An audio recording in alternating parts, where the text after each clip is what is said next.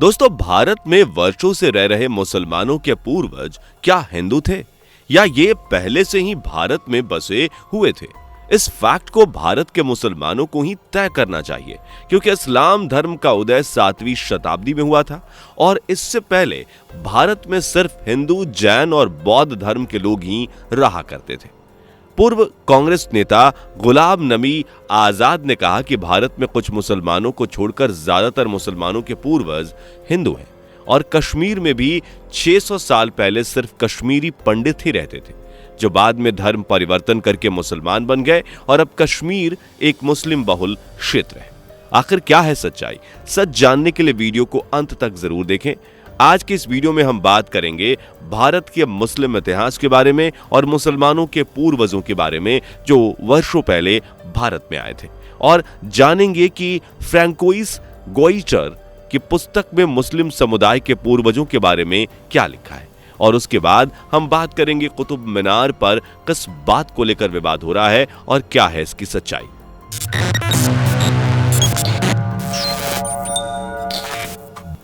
इस्लाम का उदय 7वीं शताब्दी में हुआ था, लेकिन 1712 में पहली बार मोहम्मद बिन कासिम यमन से संयुक्त भारत के सिंध प्रांत में पहुंचा, जो कि इस समय पाकिस्तान में है।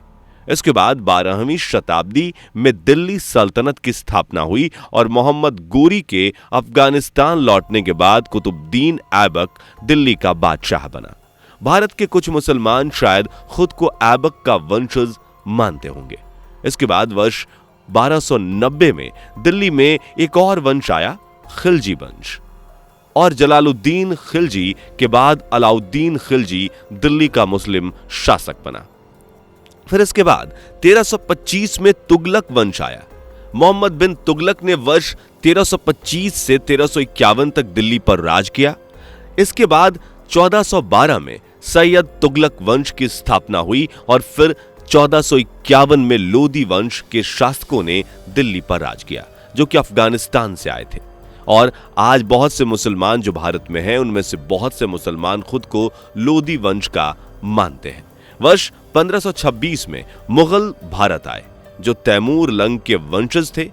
तैमूर लंग मध्य एशिया का सबसे बड़ा मुगल शासक था। मुगल काल बाबर के आगमन के साथ शुरू हुआ और उसके बाद बाबर का पुत्र हुमायूं दूसरा बादशाह बना। हुमायूं के बाद अकबर, जहांगीर, शाहजहां और औरंगजेब का शासन आया।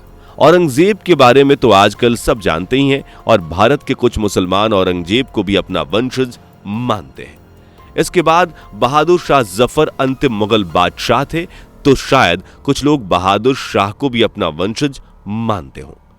तो आज भारत, बांग्लादेश और पाकिस्तान के मुसलमानों को यह तय करना चाहिए कि उनके पूर्वज कौन थे, क्योंकि पहले ये सभी देश एक हुआ करते थे। क्या मुसलमानों के पूर्वज हिंदू थे? अलीगढ़ मुस्लिम विश्वविद्यालय के इतिहासकार अली नदीम रिजवी ने कहा कि ओवैसी की बातों से आमतौर से मैं सहमत नहीं होता, लेकिन अगर यह स्टेटमेंट उन्होंने दिया है तो उसमें काफी हद तक सच्चाई है। इस्लाम और हिंदुस्तान का बड़ा पुराना रिश्ता रहा है। अगर हम देखें तो प्रॉफिट ऑफ इस्लाम के जमाने से हिंदुस्तान और अरब के बीच में ताल्लुकात बनने शुरू हुए थे। उसकी दो मिसाल है। एक जिससे ज्यादातर लोग वाकिफ हैं कि केरल में आज भी एक मस्जिद मौजूद है जो पैगंबर मोहम्मद के जमाने की कहलाती है। जाहिर है कि वो दौर था कि जब समुद्र के रास्ते से तिजारत होती थी। ओवैसी के बयान में कितनी सच्चाई है? रिजवी ने दावा किया है कि पैगंबर के अपने समय में जो अरब के व्यापारी थे वह केरल के तट पर आए और मुसलमान बनकर आए, इसलिए जरूरत पड़ी कि वह एक मस्जिद बने। और सिर्फ यही नहीं, अगर आप गुजरात चले जाएं तो वहां भी एक मस्जिद है जिसके बारे में कहा जाता है कि वह काबा किबला बनने से पहले की मस्जिद है और उसकी दिशा काबा की तरफ नहीं है। और कुछ इतिहासकारों का कहना है कि वह भी प्रॉफिट के जमाने की है। इस तरह से व्यापारी ही पहले मुसलमान थे जो हिंदुस्तान में आना शुरू हुए। क्या गजनवी के हमले के बाद आया सियासी इस्लाम? सियासी इस्लाम की अगर बात करें तो उसका जिक्र सबसे पहले 10वीं शताब्दी में मिलता है, जब मोहम्मद गजनवी ने हमला किया था। लेकिन मैं यह बताना चाहता हूं कि मोहम्मद गजनवी का हमला सिंध की तरफ से हुआ था, तो उसने किसी मुस्लिम राजा को पराजित नहीं किया। सिंध के इलाके में इस्लामियों की हुकूमत थी। मुल्तान, लाहौर तक एक तरीके से इस्लामी मुसलमान हुआ करते थे। लेकिन हुकूमत थी और उनकी पराजत करने में मोहम्मद गजनवी आगे बढ़ता रहा। 12वीं शताब्दी में कहीं जाकर जो गौरी लोग थे उन्होंने यहाँ पर 1206 में एक तरीके से पहला सियासी निजाम, जिसको दिल्ली सल्तनत कहते हैं, उसको कायम किया था। भारत में 3 तरह से इस्लाम आया। सिर्फ ये कह देना कि इस्लाम सूफियों और ताजीरों के जरिए आया, वह पूरा सत्य नहीं होगा। वो तीनों तरीके से भारत आया। शुरू में प्रॉफिट के जमाने में आया और फिर 8वीं शताब्दी के समय में यहां पर मुसलमानों की आबादियां बसने लगी और बीच में कोई झगड़ा भी नहीं था। सारा फसाद शुरू होता है जब से सियासी इस्लाम आया, और उसे आप कह सकते हैं कि 12वीं और 13वीं शताब्दी में एक तरीके से ओवैसी साहब इतिहास के एक पन्ने को याद दिला रहे हैं, दूसरे को याद नहीं दिला रहे।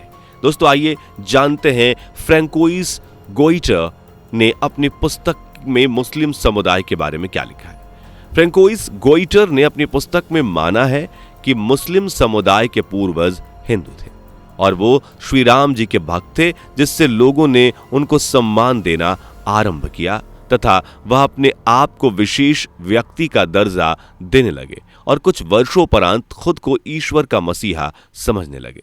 समय के साथ सब बदलता गया और उनमें से एक व्यक्ति हुआ जो खुद को ईश्वर के सम्मान आंकने लगा।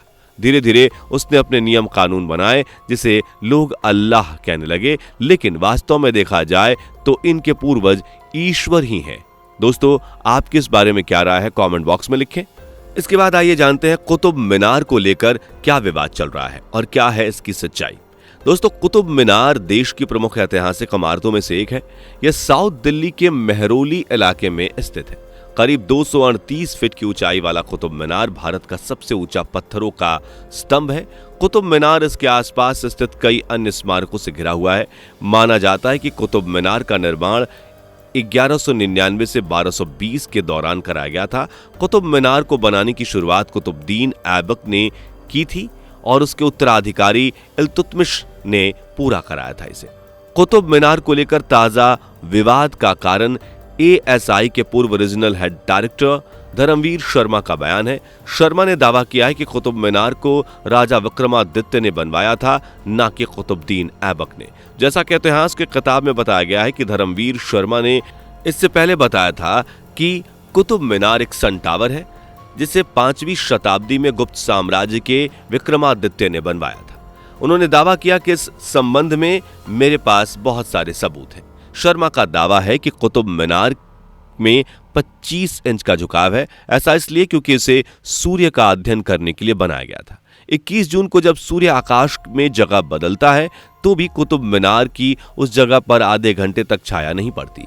यह विज्ञान और आर्कियोलॉजिकल फैक्ट है। शर्मा ने कहा कि कुतुब मीनार एक स्वतंत्र इमारत है और इसका संबंध करीब की मस्जिद से नहीं है। दरअसल इसके दरवाजे नॉर्थ फेसिंग हैं ताकि इसमें रात में ध्रुव तारा दिख सके।